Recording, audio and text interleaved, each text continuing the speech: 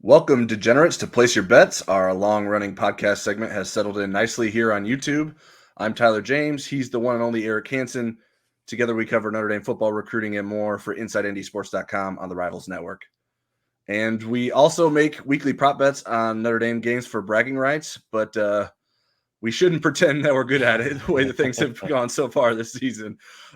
Eric, I regret to inform you that it was another victorious week for me, even though I only had two right answers. Wow. So congratulations to you on getting the first 0 of the season. Have you considered firing your research staff yet? Yes, I am. I'm going to do it now, or I'm going to fire you for not doing the math right. Well, that would mean you'd have to double check my math, so I don't know that you want to do that. But here's the updated season standings. I'm a little bit ahead now at 5-5 with the Insider Lounge nudging ahead of you at 2-8. And you guys are both in the basement there with you at 1-9. So good thing we're using Monopoly money. That's right. But let's see if we can shake it off with our 5 prop bets for Saturday's Notre Dame game against Cal. First one I have for us, Eric, is over under 12.5 offensive touches for Notre Dame running back Chris Tyree. Well, Chris in his career has reached 12.5 twice. He had 15 touches once last year, 17 touches as a freshman in one game against Boston College. So that would be kind of new territories, but then also Kyron Williams was on the team, right? And that cut into his opportunities. I'm going to say yes, because I think he's such an obvious plus in the way that this offense could improve. So there I go to 0-10.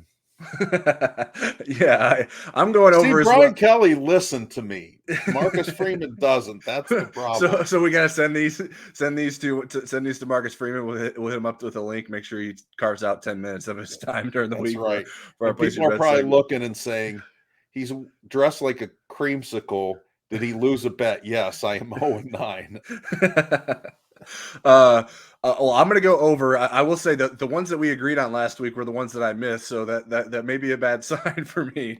But I'm going over as well. He only had 12 touches through the first 2 games combined, but I think it's been kind of obvious that he's the most efficient running back for Notre Dame so far.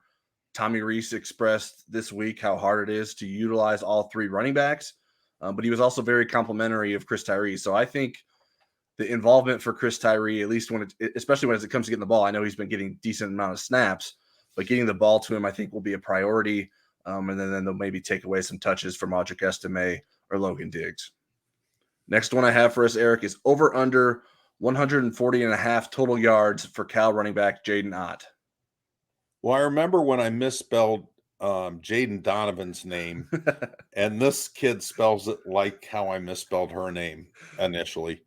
And people are like, where is he going with this? Yes, I should be drinking tonight. I'm depressed over my 0-9 start.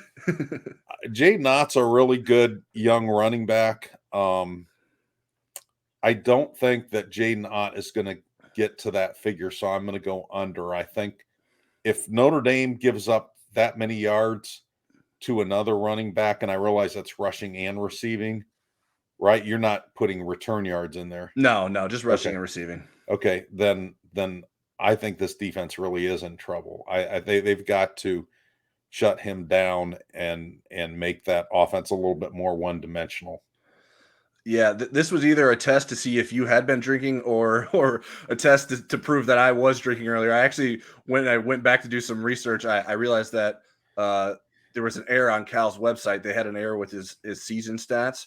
And so I had calculated the number too high based on what he's done so far this season. He's only averaged 99 total yards per game for the first 2 games. I wondered where you came up with that number. So the number is way too high, but I had already actually posted it on the Insider Lounge, and people had already started making their votes. So I didn't want to go back and change it midstream. So we'll stick with that. So we'll go under, and then like you're right, if he surpasses that, which I mean, Marshall's running back was able to do that last week, so it wouldn't be unheard of, but that would be certainly a bad sign. Here's the thing that's scary about Marshall. They're getting the Rasheen Ali guy back this week.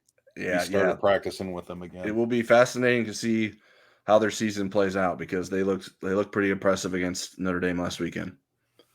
All right, next prop that I have for us. Who will lead Notre Dame in tackles?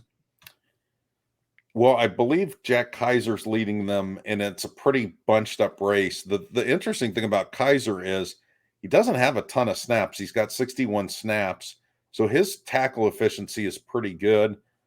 I kind of played with I think it's going to be a linebacker. Maybe Notre Dame will play a little bit more base defense this week than they have. I just think it's time for Maris Leofau to kind of jump out there with a good game.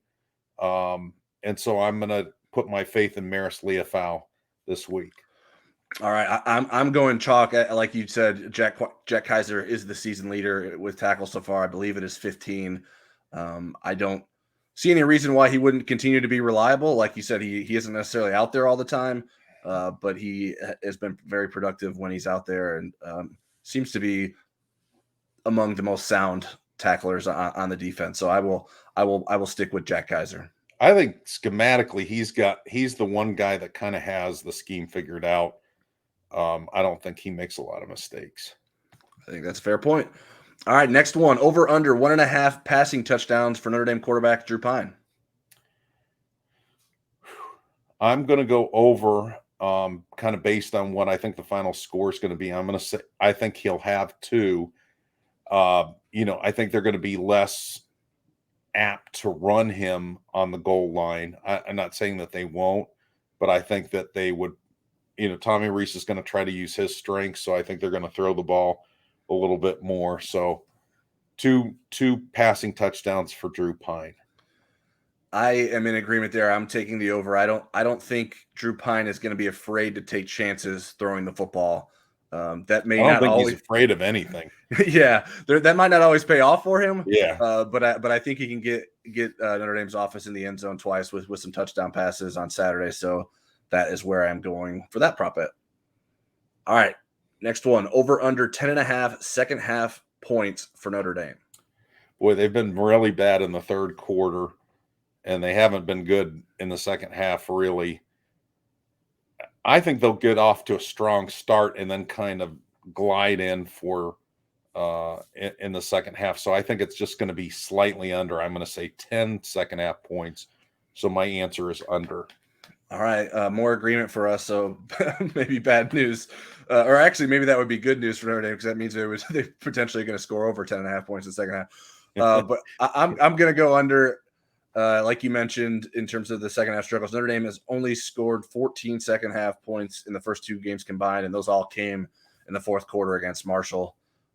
This is an area that I think Tommy Rees needs to prove he can overcome the defensive adjustments that defensive coaches have been making at halftime.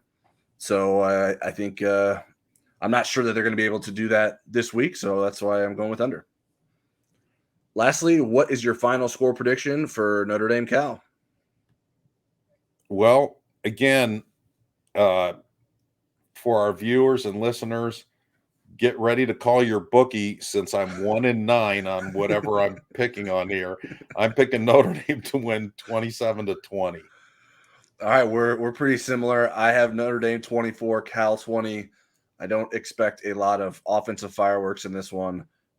Sort of like you mentioned earlier, I think Notre Dame may be able to strike early and give its defense a chance to play with the lead, which it hasn't been able to do it a lot, or play with a comfortable lead, certainly.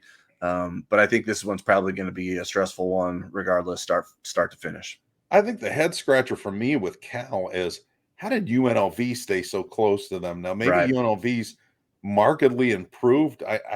We don't have enough of a sample size to see that, but man, they were awful last year on both sides of the ball. So I'm really curious how that happened. I guess we'll get our answer Saturday. Yeah, it's tough to get a read on what kind of quality Cal has, especially offensively. I think defensively they're probably fairly good, but offensively I'm not sure how good they are. And you think that would be a good sign for Notre Dame, but they're not good at protecting the quarterback. So if Notre Dame doesn't start racking up some sacks this week, yeah, then Al Washington has some splaining to do. Yeah, I think that's fair.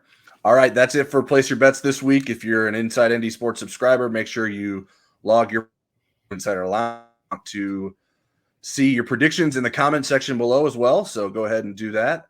If you want more video content from us, like this video and subscribe to our channel. And then we will be back next week to see how we did. Hopefully it goes better for the both of us, but especially for Eric. I'm worried that Eric's not going to make it through the season if it keeps going this poorly. But we'll keep going and make some more prop bets next week for Notre Dame, North Carolina. Let's hope Tyler's calculator didn't get hacked. No comment.